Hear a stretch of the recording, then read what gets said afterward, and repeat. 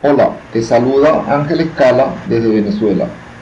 Hoy quiero compartir el tutorial Cálculo de separadores líquido-vapor. El mismo incluye los tipos de separadores, los principios de operación, los criterios de diseño y las ecuaciones para su dimensionamiento. En la parte final realizaremos un ejemplo y te mostraré cómo utilizar la hoja de cálculo. Como siempre, mis mejores deseos para que este material te ayude en tu desarrollo como ingeniero de diseño. Si deseas realizar un pequeño aporte para ayudarnos a costear los gastos de publicación de estos contenidos, puedes hacerlo a través de PayPal. Un separador es un recipiente que se utiliza para separar mezclas de dos o más fases. Estas mezclas pueden estar formadas por una fase vapor y una fase líquida, una fase vapor y una sólida, dos fases líquidas o una fase vapor y dos fases líquidas. Para que ocurra la separación, las fases de los fluidos deben ser invisibles y de diferentes densidades. Un separador líquido-vapor tiene dos secciones básicas. En la sección superior, el gas fluye hacia arriba o a través del recipiente, mientras las gotas de líquido caen a través de este. La sección inferior permite que las burbujas de gas en el líquido emerjan y pasen a la sección de vapor. Los separadores se pueden clasificar según su orientación en verticales u horizontales. Los separadores verticales se recomiendan cuando la relación gas-líquido es alta o cuando se esperan variaciones altas en el flujo de gas. Por el contrario, los horizontales se emplean cuando la relación gas-líquido es baja. Estos separadores pueden manejar altas variaciones del contenido de líquido en la corriente de entrada y requieren menor diámetro que un separador vertical para una determinada capacidad de gas. Otra manera de clasificarlos es de acuerdo a su principio de operación, según el cual pueden ser separadores por gravedad, por impacto y centrífugos. Estos últimos son muy eficientes, sin embargo son bastante sensibles a las variaciones de flujo y producen mayores caídas de presión que los separadores convencionales. Los separadores tipo filtro no serán cubiertos en este contenido. Para explicar el principio de operación de los separadores por gravedad, haremos referencia a la figura 1. Normalmente podemos identificar 4 etapas en un proceso de separación líquido-vapor convencional. La separación primaria ocurre en la sección de entrada, debido al cambio brusco de dirección de la corriente. La diferencia de momentum entre ambas fases hace que se produzca la separación de la mayor parte del líquido. En la segunda etapa, las gotas de líquido se separan de la fase vapor cuando la fuerza gravitacional que actúa sobre ellas es mayor que la fuerza de arrastre del gas. En la tercera etapa, las gotas más pequeñas que no pueden separarse por gravedad se unen mediante el fenómeno de coalescencia, formando gotas mayores que posteriormente precipitan. Este fenómeno se lleva a cabo en los eliminadores de neblina antes de la salida del gas. La última etapa es la de retención de los líquidos en la parte inferior del recipiente. Para explicar el funcionamiento de los separadores ciclónicos nos referiremos a la figura 2. Estos equipos trabajan con base en el efecto de la fuerza centrífuga. La entrada tangencial de la mezcla produce la rotación de esta. La fuerza centrífuga permite que el fluido trate de adherirse a la pared del recipiente. El giro de la corriente hace que se forme un doble vórtice y se produzca la separación de las fases.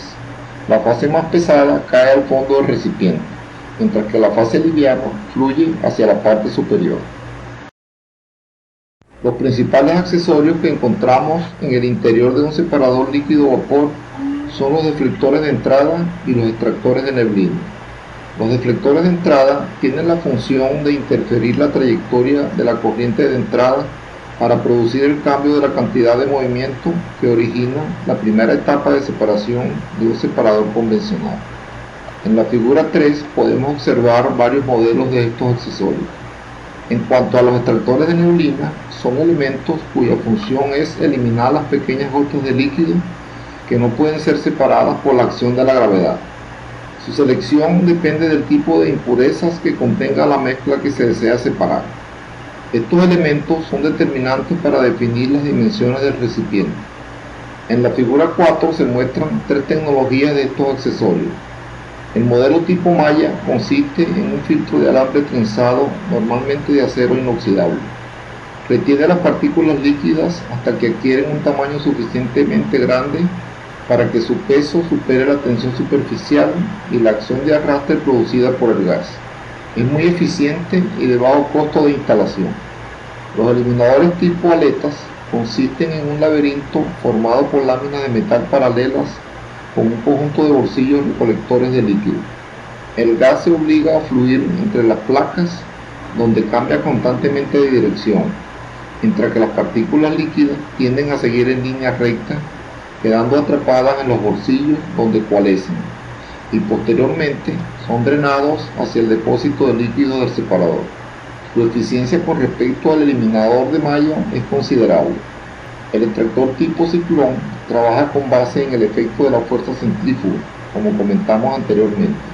Un aspecto importante de estos accesorios es que su eficiencia de separación depende mucho de la velocidad del gas y por lo tanto del flujo manejado. Cuando este cae por debajo de los valores recomendados por el fabricante, la eficiencia disminuye drásticamente.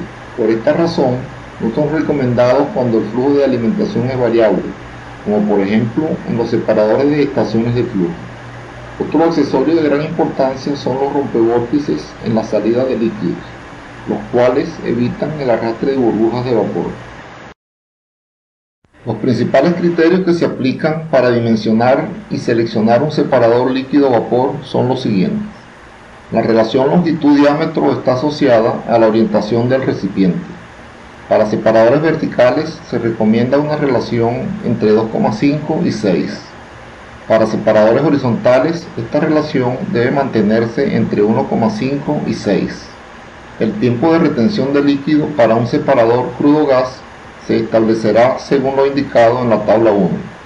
Esta tabla se basa en las recomendaciones del estándar API-RP12J. Para la configuración de alarmas asociadas al control de las operaciones, se deberá agregar un adicional de 1 a 5 minutos al tiempo de retención establecido según la tabla 1. Para cualquier orientación del separador, el nivel mínimo de líquido debe quedar 9 pulgadas por encima del fondo. Esto garantiza el sello de líquido del equipo.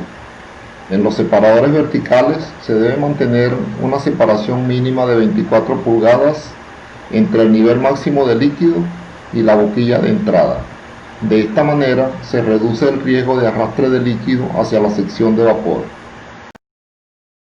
Los separadores deberán permitir un máximo de 10 galones por minuto de líquido por pie cuadrado de área de separación. Los diámetros de las boquillas se estimarán con base en lo indicado en la tabla 2. La densidad deberá expresarse en libras por pie cúbico. Los diferentes controles de nivel de líquido serán identificados según la terminología de la tabla 3. A continuación, definiremos las ecuaciones que vamos a utilizar. Para el cálculo de la velocidad de flujo del gas se aplica la ecuación 1. Esta ecuación permite calcular la máxima velocidad admisible de una corriente de gas a la cual una partícula de líquido contenida dentro de ella se decanta por gravedad. La constante K depende de la orientación del separador y del tipo de extractor de neblina. En la tabla 4 se indican los valores cuya fuente es el manual de la GPSA. El área de la sección transversal se calcula por la ecuación 2. Una vez calculada el área de flujo de gas, determinamos el diámetro interno del separador mediante la ecuación 3. Para el cálculo del volumen de retención de líquido, aplicamos la ecuación 4. Los valores del tiempo de retención los tomamos de la tabla 1. El nivel de líquido se determina de acuerdo a la ecuación 5. Para dimensionar las boquillas del separador, aplicamos los criterios y ecuaciones indicados en la tabla 2. Debido a que el dimensionamiento del recipiente implica hacer algunos tanteos, se debe elaborar una hoja de cálculo para facilitar esta labor. Para afirmar los conceptos y criterios definidos anteriormente, seguidamente realizaremos un ejemplo de cálculo. Se requiere dimensionar un separador vertical convencional cuyas condiciones de operación se indican en la tabla 5. Para obtener esta data, previamente se realizó el balance de masa y energía del proceso. El extractor de neblina es tipo malla. Para fines de configurar alarmas para el control de las operaciones, se le agregará al tiempo de retención un adicional de 2 minutos.